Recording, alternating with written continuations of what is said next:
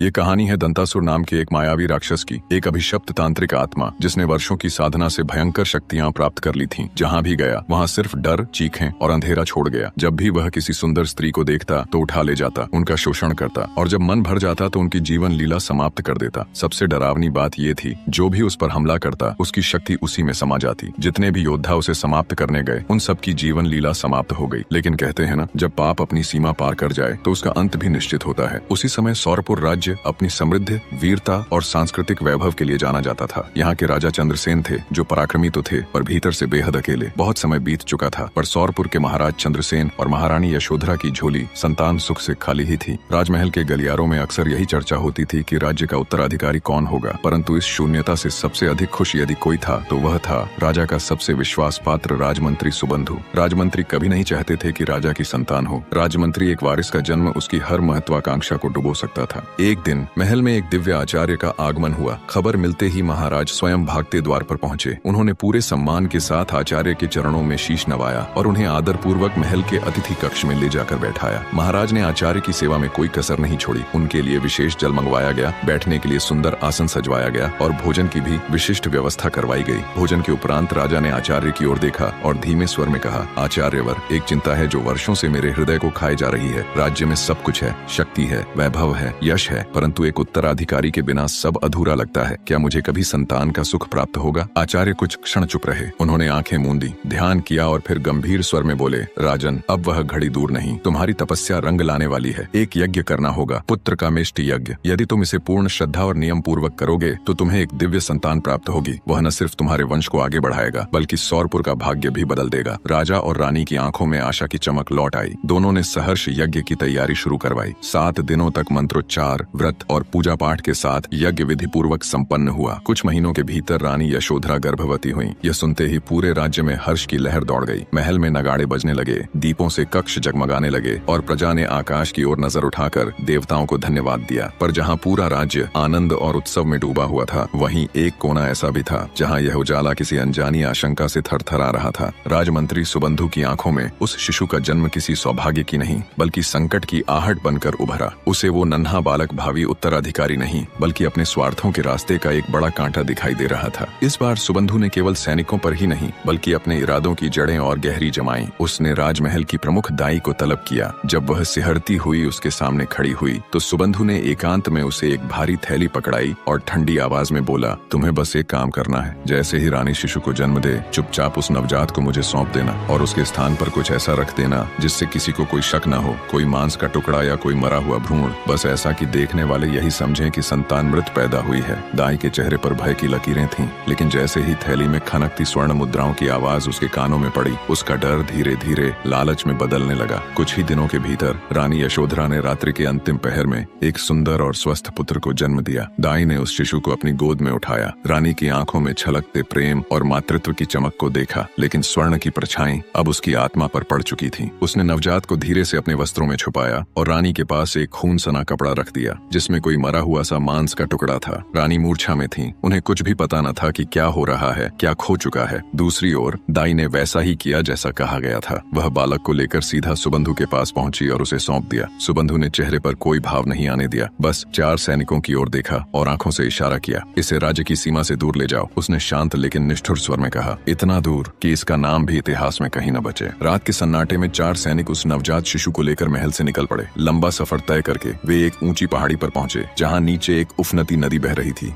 जैसे ही सैनिकों ने उस नवजात बालक को उठाकर उफनती नदी की ओर फेंका, उनके चेहरों पर एक सुकून की हल्की सी रेखा उभर आई, मानो कोई बड़ा काम पूरा हो गया हो। बालक जैसे ही नदी की तीव्र लहरों में समाया, उसी क्षण जल की सतह पर एक हलचल हुई। पानी के बीचों बीच एक विशाल मछली उभरी और उसने उस नन्हे शिशु को अपने मुख में समेट लिया। अगले दिन उसी नदी के शांत किनारे पर एक बूढ़ा मछुआरा अपनी पत्नी के साथ छोटी सी नाव में मछलियां पकड़ने निकला। उनका जीवन सीधा सादा था, न कोई वैभव, न कोई संतान, केवल 2 वक्त की रोटी, एक झोंपड़ी और एक दूसरे का साथ। मछुआरे ने रोज की तरह उस दिन भी नदी में जाल डाला, पर आज कुछ अलग था। जाल अचानक बहुत भारी हो गया। उसने जोर लगाकर उसे खींचना शुरू किया तो पानी के छींटों के बीच एक अजीब सी चमक उभरी। मछुआरे ने अपनी पत्नी को आवाज लगाई, देख तो सही, लगता है आज भगवान खुद हमारी नाव पर आए हैं। जैसे ही जाल बाहर आया, दोनों की आंखें विस्मय से भर गईं। उसमें एक अद्भुत रूप से विशाल मछली फंसी थी, इतनी बड़ी जैसी उन्होंने अपने जीवन में पहले कभी नहीं देखी थी।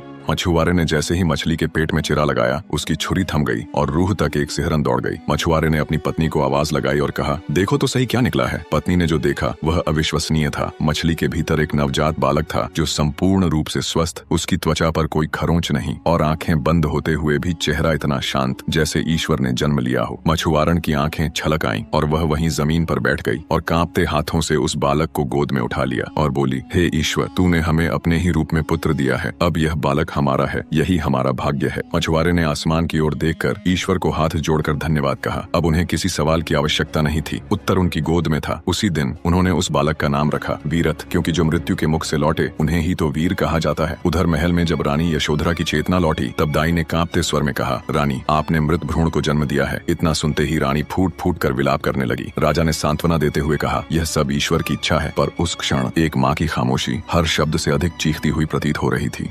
वीरथ का बचपन नदी के किनारे और घने जंगलों के बीच बीता। दिन चढ़ते ही वह कभी पहाड़ों पर चढ़ता तो कभी पेड़ों की डालियों से झूलता। हर रोज कुछ नया करता, कुछ नया सीखता। अब वो 15 बरस का हो चुका था। हर बार जब अपने माता पिता के साथ नदी किनारे मछली पकड़ने आता तो उसकी नजर उस सामने खड़े विशाल पहाड़ पर टिक जाती। उसकी चोटी पर एक अकेला वृक्ष खड़ा था, शांत, विशाल, मानो आकाश से बातें कर रहा हो। वीरथ उसे हर रोज देखता और उसके भीतर एक आवाज गूंजती, आजा, तेरा ही इंतजार है। एक दिन उसने अपने पिता से पूछा, बाबा, क्या हम कभी उस पेड़ तक जा सकते हैं? पिता की आंखों में डर था। बोले, उस पहाड़ की चोटी पर शेर की गुफा है बेटा, जो वहाँ गया फिर कभी लौट कर नहीं आया। माँ कांपती आवाज में बोली, उस रास्ते का नाम भी मत लेना, वहाँ मौत बैठी है। लेकिन वीरथ के भीतर डर नहीं, एक जिद थी, एक जिज्ञासा। एक दिन वो चुपचाप उस चोटी की ओर निकल पड़ा। जंगल घना था, रास्ता कांटों से भरा हुआ, शरीर पसीने से तरबतर, पर उसकी आंखों में बस वही वृक्ष, वही रहस्यमय बुलाहट। आखिरकार वह चोटी तक पहुंचा और उस सुंदर वृक्ष के नीचे बैठ गया। तभी चट्टानों के बीच से एक भयानक शेर दहाड़ गूंजती है। एक विशाल शेर गरजता हुआ वीरथ की ओर बढ़ा, आंखों में आक्रोश, पांवों में बिजली। वीरथ खड़ा हो गया। शेर झपटा। वीरथ ने पूरी ताकत से उसकी पसलियों पर वार किया। शेर पीछे हटा, फिर से दहाड़ा। वीरथ ने उसके मुंह पर पत्थर दे मारा। कुछ क्षणों में ही शेर जमीन पर गिर पड़ा। अब उसकी आंखों में गुस्सा नहीं था, वो श्रद्धा से झुका और वीरथ के सामने सिर टेक दिया।